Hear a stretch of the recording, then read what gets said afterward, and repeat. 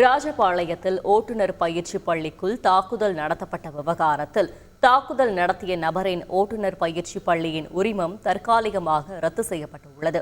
ராஜபாளையத்தில் ஓட்டுநர் பயிற்சி பள்ளி ஒன்றில் கடந்த மாதம் 5 பேர் கொண்ட கும்பல் தாக்கியது அதிர்ச்சியை ஏற்படுத்தியிருந்தது.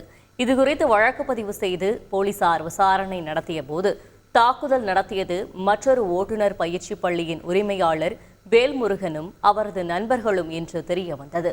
இதனிடையே தாக்குதல் நடத்திய நபர் அதிகாரிகளுக்கு லஞ்சம் வாங்கி தருபவர் என்றும் அதற்கு பிரதிபலனாக ஓட்டுநர் பயிற்சி பள்ளிக்கு உரிமம் வழங்கப்பட்டதாகவும் ஓட்டுநர் பயிற்சி சங்கத்தை சேர்ந்த பொற்கொடி என்பவரின் ஆடியோ பரவி வருகிறது. இதனையடுத்து வேல்முருகனின் ஓட்டுநர் பயிற்சி பள்ளிக்கான உரிமத்தை 6 மாதத்திற்கு ரத்து செய்து வட்டார போக்குவரத்து அலுவலர் உத்தரவிட்டுள்ளார்.